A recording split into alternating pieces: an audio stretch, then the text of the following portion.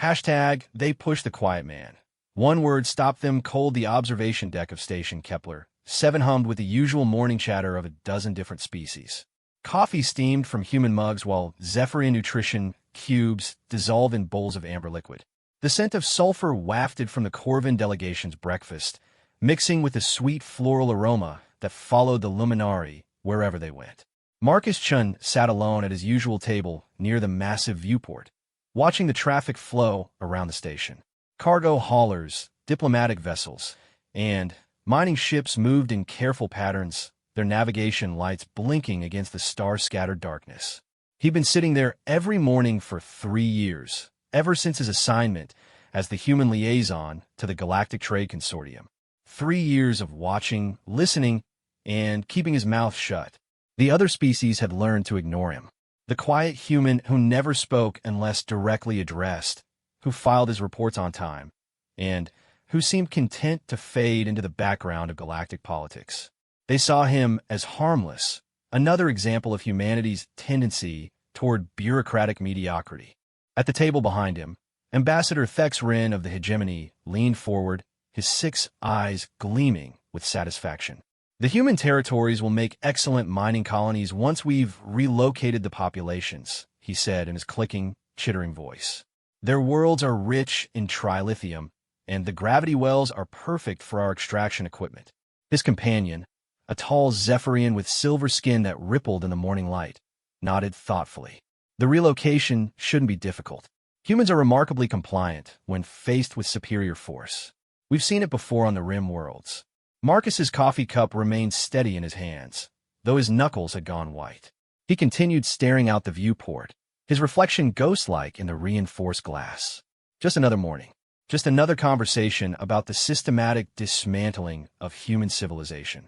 The beauty of it, Thex Rin continued, warming to his topic, is that we don't even need to use force. Economic pressure will suffice. Cut off their trade routes, impose tariffs on their exports, and they'll beg us to take their worlds. The Galactic Council has already approved the preliminary frameworks.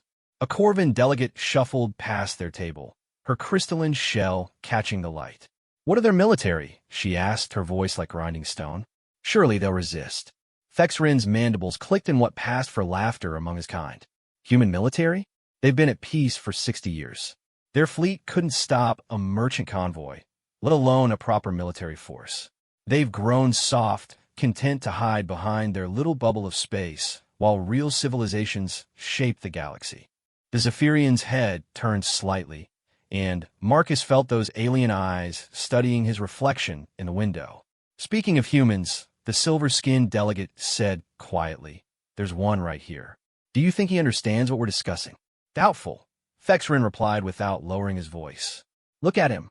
3 years on this station, and I've never heard him say more than yes, sir, or the report will be filed by end of cycle. Typical human, all the spine of a Kepler slug. Marcus took another sip of his coffee. It had gone cold, but he barely noticed. His mind was elsewhere, calculating. 3 years of sitting at this table. 3 years of listening to conversations like this one. 3 years of watching the slow strangulation of human space, while filing reports that disappeared into bureaucratic black holes. The Luminari representative at the next table over-chimed in, her crystalline voice like whined through metal strings. Perhaps we should be more circumspect.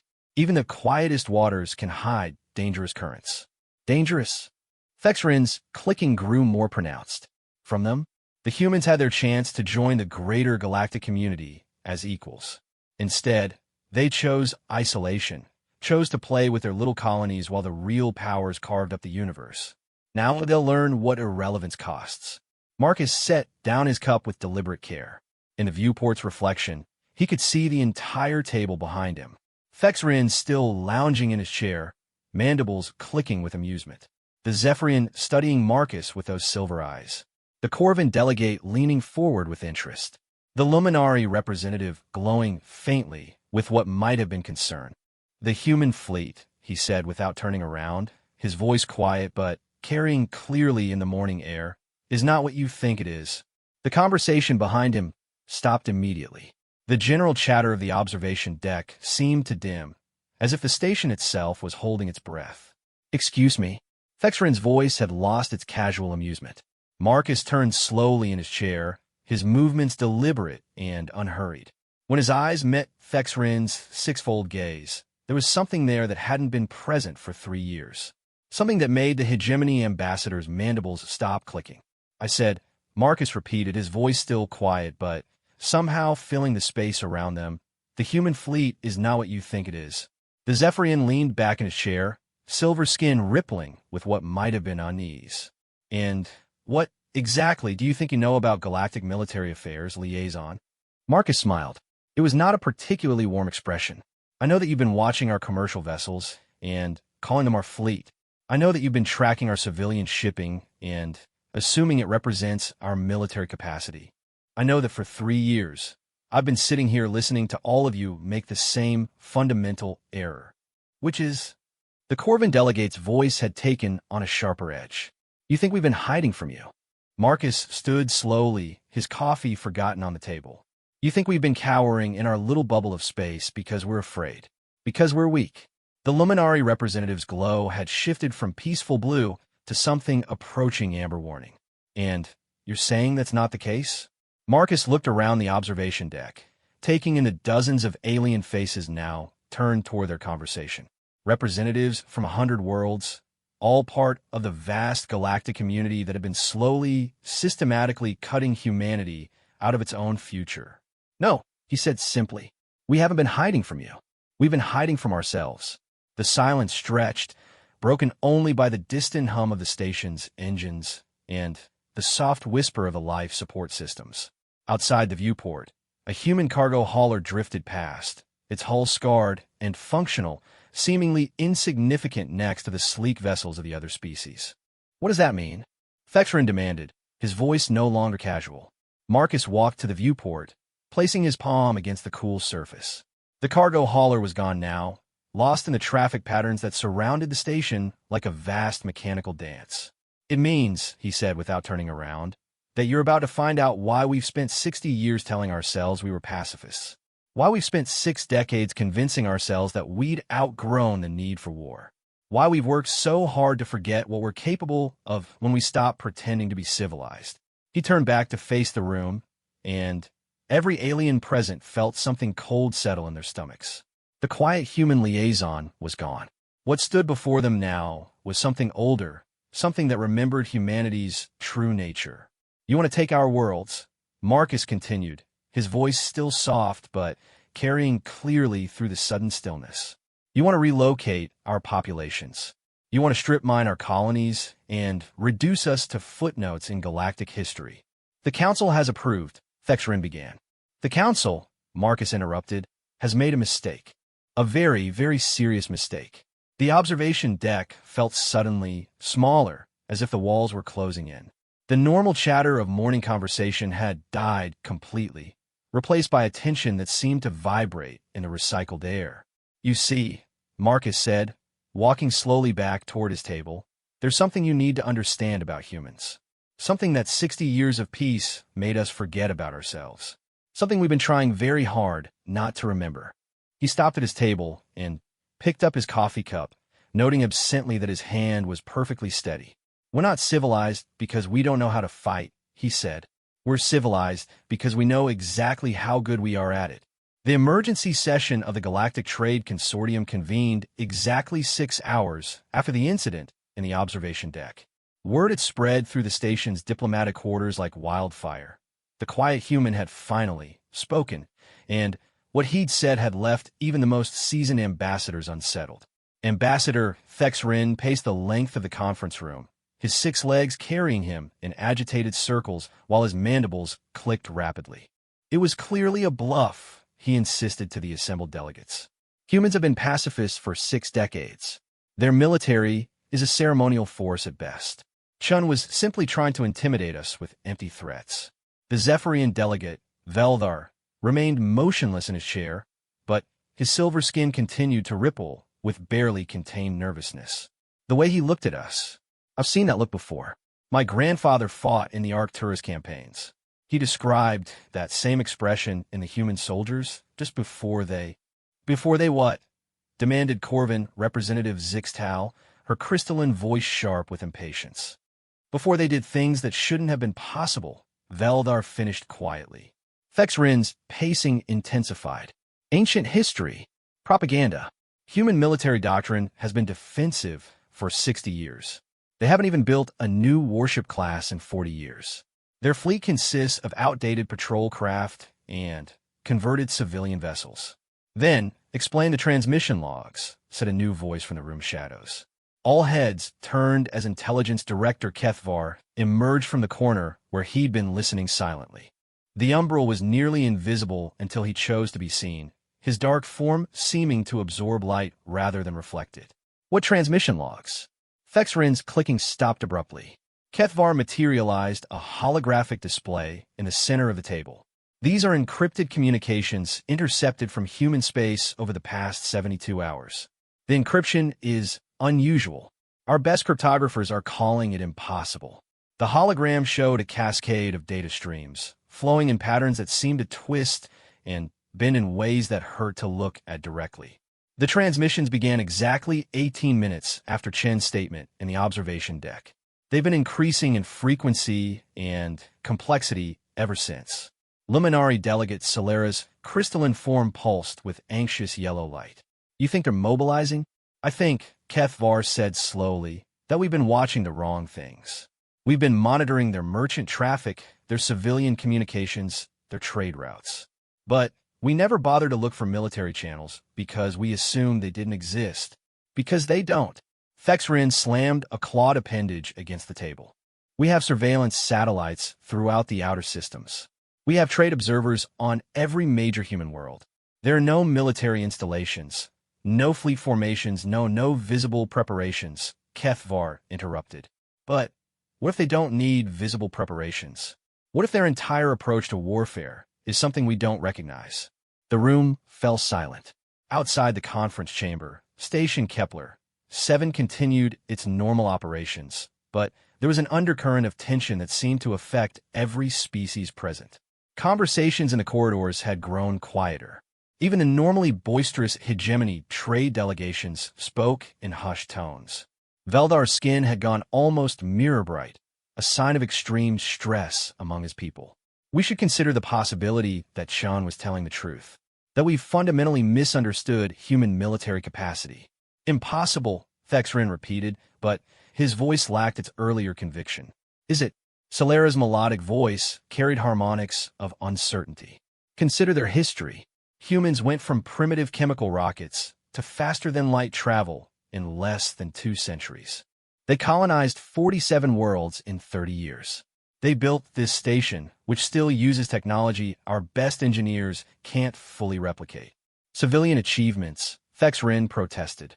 Industrial capacity doesn't translate to military power. Kethvar's form shifted, becoming slightly more visible. Doesn't it? The humans were the only species to achieve FTL without external contact. Every other civilization was guided by those who came before, taught the basics, given the theoretical framework. Humans developed their jump drive technology in complete isolation. And their first successful FTL test, Veldar added quietly, destroyed a moon. An accident, Fexrin insisted. Was it? Kethvar's question hung in the air like a challenge. The official reports called it a containment failure. But the crater pattern suggests a controlled detonation. Perfect spherical blast, with radiation signatures that don't match any known weapon technology. Zixdal's crystalline form chimed with harmonics of unease. You're suggesting they developed weapons-grade FTL technology on their first attempt? I'm suggesting, Kethvar replied, that humans have a history of calling their weapons research something else.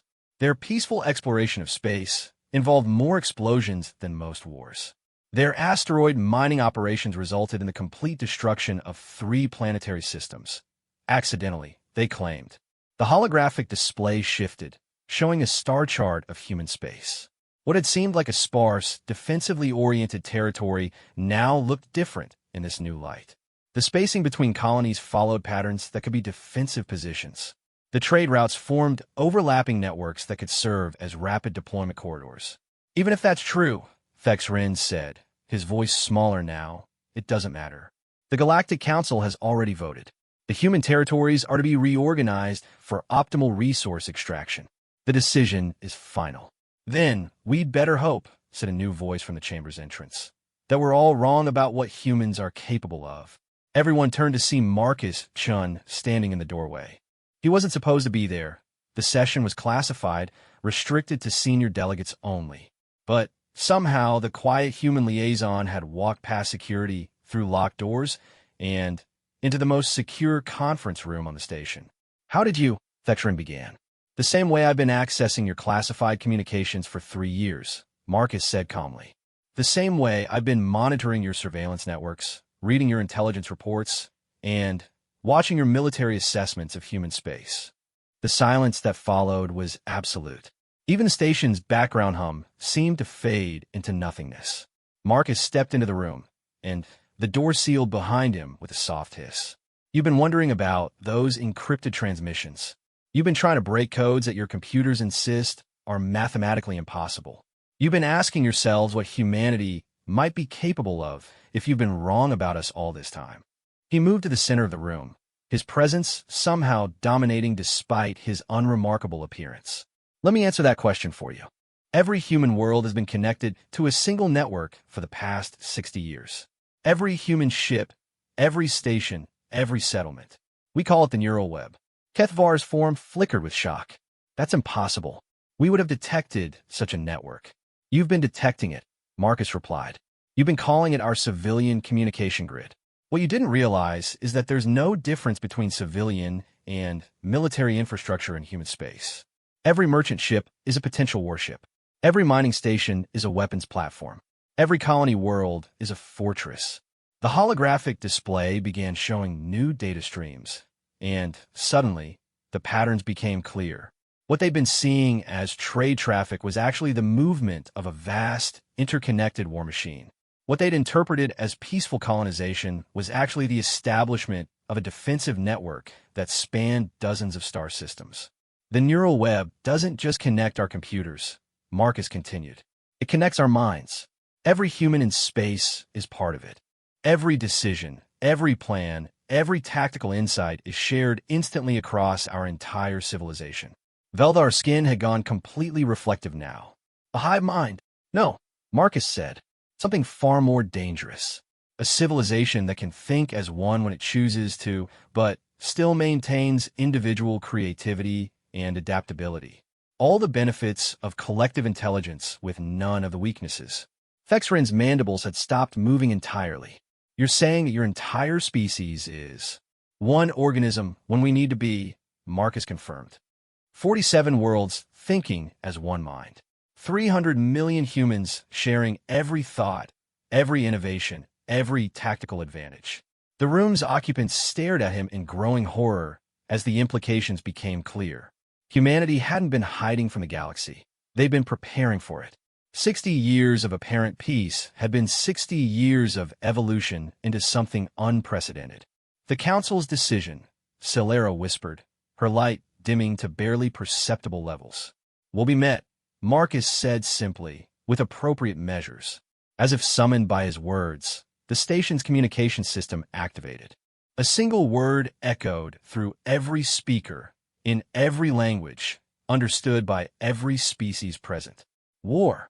The first reports came in exactly 7 hours after Marcus Chin spoke that single word.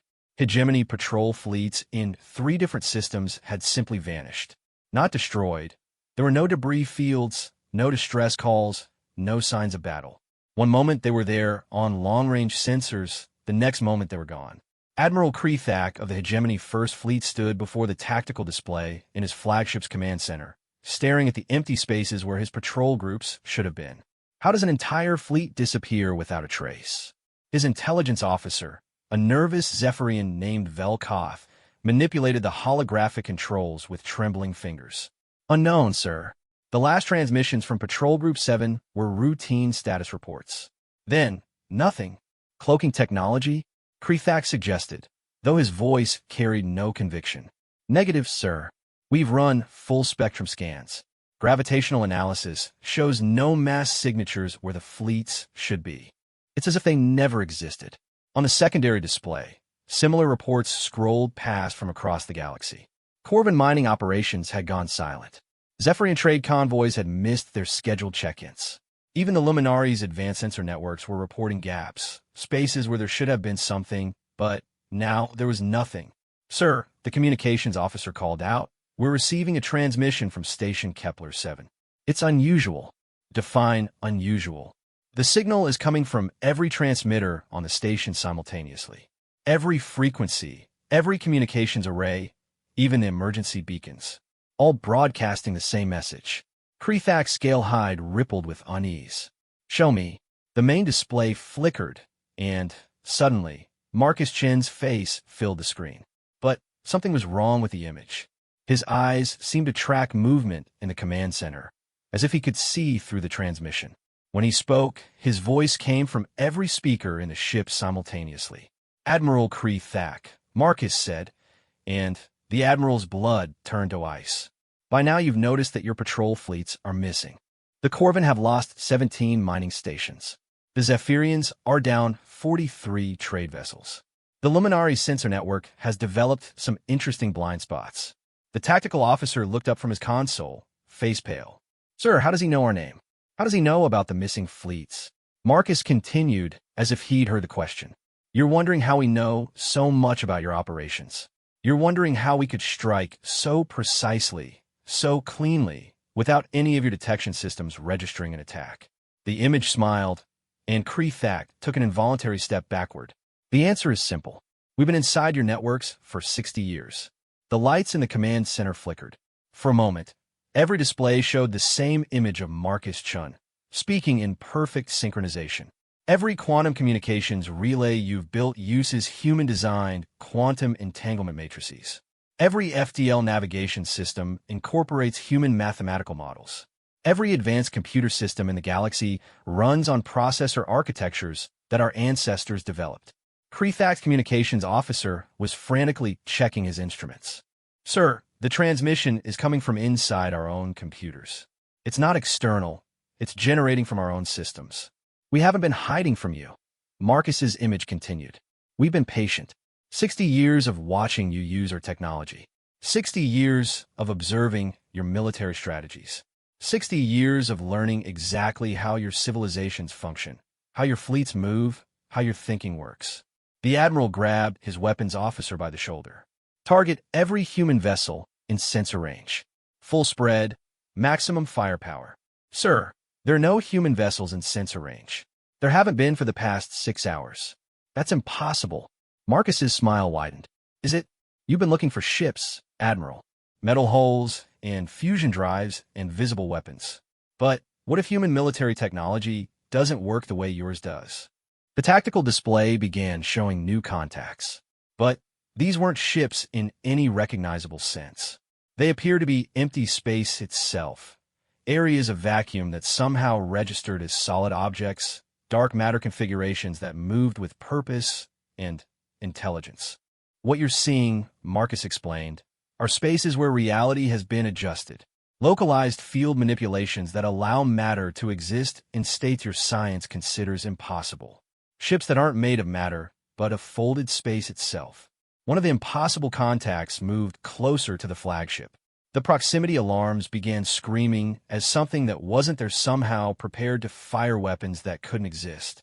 "You see, Admiral, when you have 300 million minds thinking as one, when you have the computational power of an entire civilization focused on a single problem, you can solve things that seem impossible, like how to build ships out of empty space, like how to turn gravity itself into a weapon."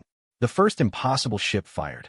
The weapon hit the flagship's shields, and the energy signatures made no sense. It wasn't plasma, wasn't particle beams, wasn't antimatter. It was something that the ship's computers couldn't identify, couldn't quantify, couldn't defend against. The shields held for exactly 3 seconds. Then, something reached through them as if they weren't there at all. The missing fleets weren't destroyed, Marcus said as the flagship systems began failing one by one. They were relocated, moved to a place where space and time work differently. They're not dead. They're simply existing in a reality that operates by human rules now.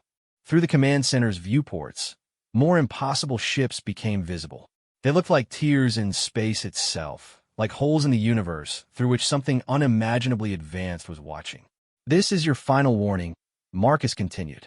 The Galactic Council has 72 hours to rescind all measures against human space.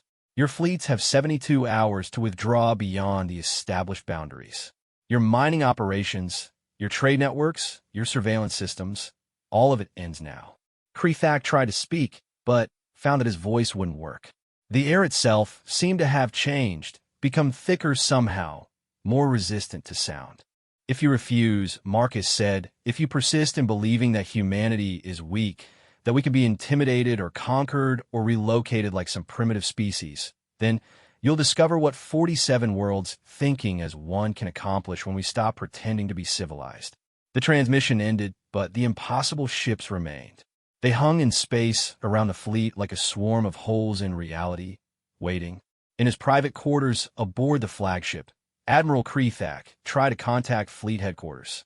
But every channel was filled with the same message, repeated endlessly in every language the galaxy knew.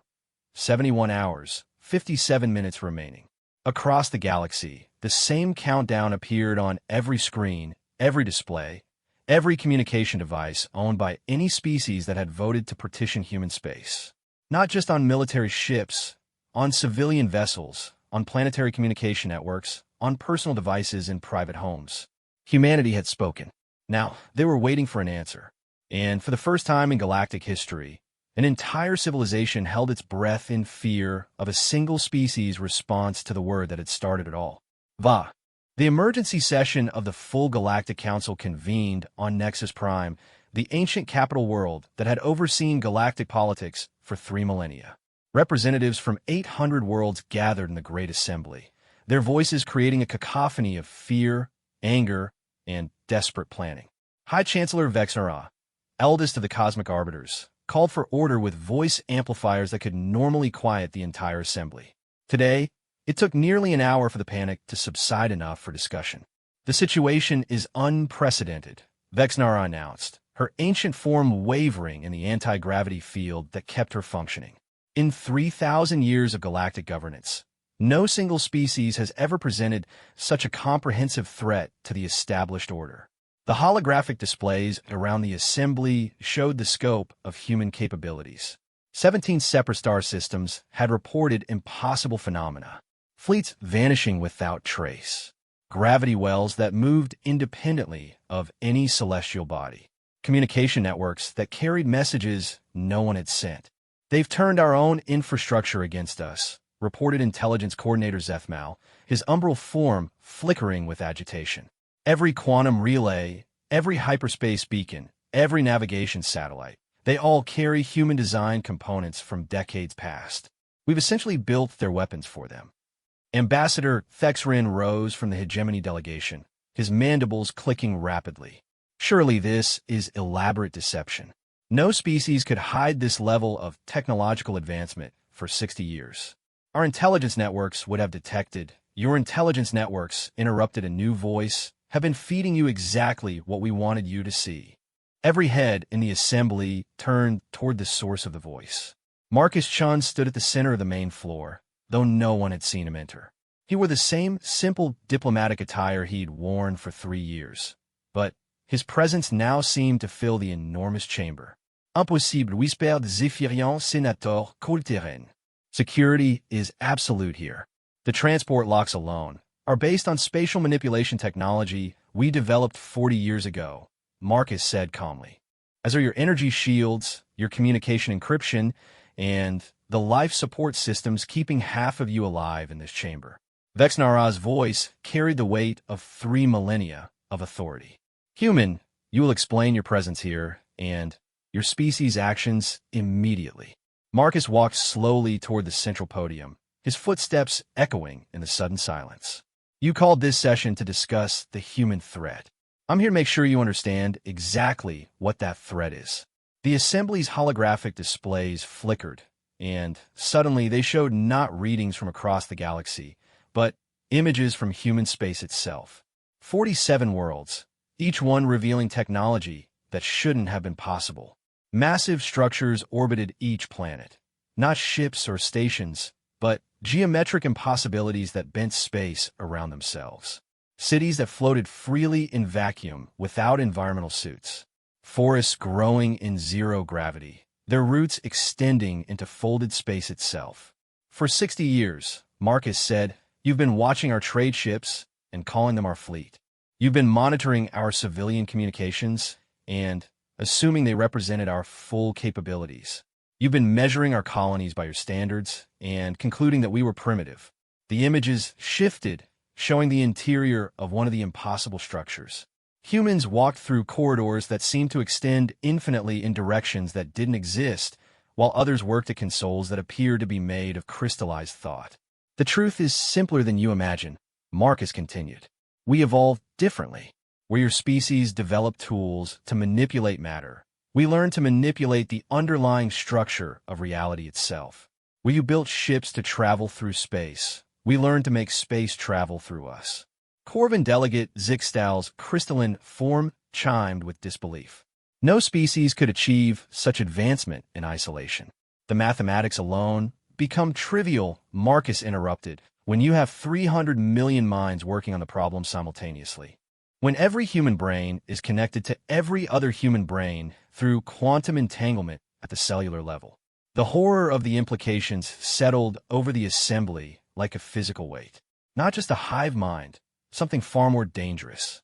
A species that had achieved collective consciousness while retaining individual creativity and initiative. The neural web you detected, Marcus explained, isn't just our communication system. It's how we think. Every human discovery, every innovation, every tactical insight becomes part of our collective knowledge instantly. We don't just share information, we share understanding. The holographic displays now showed the countdown that had appeared across the galaxy. 68 hours, 14 minutes remaining. Your deadline approaches, Vexnara said, her voice shaking slightly. What exactly are you demanding? Marcus smiled, and the expression was both utterly human and completely alien. Complete withdrawal of all non-human presence from human space. Dissolution of the territorial reorganization decree. Recognition of human sovereignty over our established systems. Impossible, Thexrin snarled. The Council cannot simply... The Council, Marcus said quietly, has already demonstrated that it can make unilateral decisions about our territory. We're simply requesting that you reverse those decisions. Voluntarily. And if we refuse, demanded Senator Colvern. Marcus gestured to the displays around them. The images changed, showing new views of human space. But now the impossible structures were moving, leaving their orbital positions, and heading toward the borders of human territory. If you refuse, Marcus said, then you'll learn what happens when humans stop pretending that the laws of physics apply to us. The structures and the displays began to accelerate, but not in any way that made sense. They weren't using engines or reaction mass. They were simply deciding to be somewhere else, and reality was adjusting to accommodate their decision. We've spent 60 years learning how your civilizations work, Marcus continued. We know the location of every fleet, every installation, every critical piece of infrastructure you have. We know because we help you build it. The displays now showed tactical projections. Every major military installation in the galaxy was highlighted, with impossible ships already in position nearby. Ships that existed in the spaces between spaces, invisible to conventional sensors, but perfectly capable of affecting the physical world. The choice is simple, Marcus said. Withdraw voluntarily, and we return to our previous arrangement. Peaceful coexistence, trade relationships, diplomatic contact. Refuse. He paused, and in that moment, every being in the assembly felt something impossible. For just an instant, they could sense the vast network of human consciousness. 300 million minds thinking as one, focused on the problem of what to do with a galaxy that had threatened their survival. The sensation lasted only a heartbeat, but it was enough. In that moment, they understood what they faced. Not just advanced technology or superior tactics, but an entirely different form of existence. A species that had transcended the normal limitations of individual consciousness without losing the spark of creativity that made intelligence dangerous. If you refuse, Marcus finished, Then, you'll discover what 47 worlds can accomplish when we decide that the galaxy needs new management. The countdown continued its relentless advance. 68 hours, 10 minutes remaining. And, in the silence that followed, the greatest governing body in galactic history struggled to comprehend that they were no longer the most powerful force in the universe. That distinction now belonged to the quiet species they had so casually decided to relocate. The species that had just politely asked them to reconsider. Once, the countdown reached zero at exactly 1,400 hours, Galactic Standard Time. The Galactic Council had spent 72 hours in emergency session, debating, arguing, and ultimately failing to reach consensus. Some members advocated immediate withdrawal. Others insisted on military action. Many simply sat in stunned silence, trying to comprehend the scope of what humanity had revealed. In the end, they had voted to maintain their position. The territorial reorganization decree would stand. Human space would be partitioned and redistributed according to the needs of the greater galactic community. They made this decision believing that humanity was bluffing, that no species, regardless of technological advancement, could challenge the combined might of 800 worlds. They were wrong. The first sign that something had changed came from the hegemony's primary shipyard at Kethvala. Admiral Zrethok was reviewing defensive positions when his aide rushed into the command center, his face pale with confusion. "Sir, you need to see this. The shipyard, it's gone." "What do you mean gone?" "I mean, it's not there anymore, sir. 15 minutes ago, it was a fully operational military installation with 300 ships under construction. Now, there's empty space." Admiral Zrethok rushed to the observation deck and stared out at coordinates that should have contained the largest military shipyard in the sector. Instead, he saw stars. No debris, no energy signatures, no indication that anything had ever been there. "Ow," he whispered. His aide consulted a hand scanner, his voice shaking. "According to our instruments, sir, there never was a shipyard here. The gravitational readings, the sensor logs, even the star charts, they all show this as empty space. It's as if the shipyard never existed." Similar reports began flooding in from across the galaxy. Military installations simply ceasing to exist. Not destroyed, erased from reality itself, along with all records of their existence. Fleets that had been patrolling for decades suddenly finding themselves in empty space, their navigation computers insisting they had never had any other assignment. On Nexus Prime, High Chancellor Vexnara received report after report of impossibilities. The Corvin Military Academy gone. The Zephyrian Fleet Command Center gone. 300 years of accumulated military infrastructure simply edited out of existence. But it was the personal communications that truly drove home the scope of what was happening. Families receiving messages from loved ones who claimed to have always been civilians. Military officers waking up with memories of entirely different careers. Children asking why their parents had come home from jobs that had never existed. "They're not just removing our military capacity," Vexnara whispered to her aide. "They're removing the very concept of it from our history." The aide, a young luminari whose crystalline form pulsed with fear, nodded shakily. "It's worse than that, Chancellor. The disappearances are accelerating. We've lost 60% of our combined military assets in the past 6 hours. Contact the human liaison. Immediately." "Which liaison, Chancellor?" "Our records show no formal diplomatic contact with human space. According to our databases, we've never interacted with them at all." Vexnara felt something cold settle in her ancient bones. Humanity wasn't just erasing their military. They were systematically removing all evidence of the conflict itself. Soon, no one would remember the territorial reorganization decree. No one would remember the votes, the debates, the decision to partition human space. No one except the humans themselves. A new voice filled the assembly chamber, speaking from every communication device simultaneously. But this time it wasn't Marcus Chun. It was something else entirely. A collective voice that spoke with the authority of 300 million minds thinking as one. "The Galactic Council has chosen to ignore our warning," the voice said. "You have decided that human sovereignty is negotiable, that our worlds are resources to be distributed according to your needs." Around Nexus Prime, space itself began to change. The stars were moving, rearranging themselves into new patterns. The planet's 3 moons shifted position, sliding through space without any regard for gravitational mechanics. "This is your education," the collective voice continued. "This is what happens when you threaten a species that has learned to treat reality as a suggestion rather than a law." The changes accelerated. On every world in the galaxy, people looked up to see skies that were subtly different. Constellations had changed. Familiar stars had moved to new positions. The fundamental backdrop of their universe had been casually rearranged by beings who apparently considered physics to be a matter of opinion. "Your military installations are gone," the voice explained. "Not destroyed, they never existed. We have edited them out of the timeline itself. Your weapons, your fleets, your strategic capabilities, all consigned to alternative realities where you made different choices." On the display screens throughout the assembly chamber, images began appearing. These showed the missing installations, but they existed now in a bizarre parallel space where the laws of physics operated differently. Ships designed for normal space hung motionless in environments where time moved backward. Weapons meant to destroy planets had been transformed into elaborate sculptures of crystallized energy.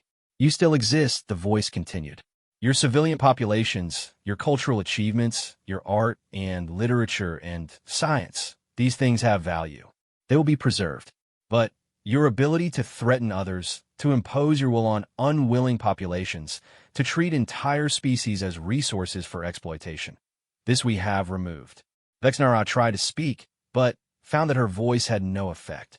The air in the chamber had been changed somehow, made unreceptive to sounds of authority or command. "The human territories will remain human," the voice said. "Our sovereignty is non-negotiable. But we offer you something in return, a galaxy where warfare is impossible, where conflicts must be resolved through negotiation and compromise rather than force." The implications hit the assembled delegates like a physical blow. Humanity hadn't just defended itself. It had fundamentally altered the nature of galactic civilization. Military solutions were no longer possible. The concept of conquest had been literally edited out of reality. "Some of you will resist this change," the voice acknowledged. "Some will attempt to rebuild what we have removed. These attempts will fail. We have placed fundamental limitations on what your species can create. You may build tools and technologies that improve life, that advance knowledge, that create beauty, but you cannot build weapons of war." Through the chamber's viewports, they could see human ships appearing throughout the system. But these weren't the impossible constructs they had seen before. These looked almost normal, sleek vessels that moved through space in conventional ways, using technologies that almost made sense. "We will return to our previous role," the voice said. "Quiet observers, peaceful traders, contributors to the greater galactic community. But you will remember this day. You will remember what happens when you mistake patience for weakness."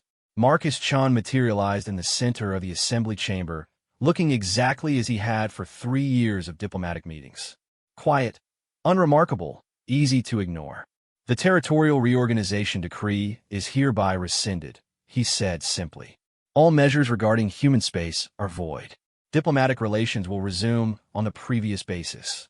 He looked around the chamber, making eye contact with delegates who had spent the past 72 hours debating his species' fate. "Questions?" he asked politely. The silence stretched for long minutes. Finally, High Chancellor Vexnarov found her voice. "Will our military capacity be restored?" Marcus smiled. "That depends. Have you learned anything from this experience?" We have learned that humanity is not to be threatened." "Good," Marcus said. "That's a start. Your defensive capabilities will be restored gradually as you demonstrate that you can be trusted with them." "Offensive capability." He shrugged. "Perhaps in a few centuries, when you've proven you won't use them to threaten peaceful populations." He began walking toward the chamber's exit, then paused. "Oh, and one more thing. The next time you decide to partition someone else's territory, you might want to make sure they're actually as weak as they appear to be." Marcus Chun left the chamber, returning to his role as humanity's quiet liaison to the galactic community. Behind him, 800 civilizations struggled to comprehend their new reality. A universe where the most dangerous species in the galaxy had just demonstrated its power by choosing mercy over destruction. The countdown displays that had terrified the galaxy for 3 days now showed a different message. peaceful coexistence restored. Thank you for your cooperation. And in human space, 300 million minds returned to their individual concerns, satisfied that their quiet diplomat had handled the situation with appropriate restraint. After all, they had asked nicely first.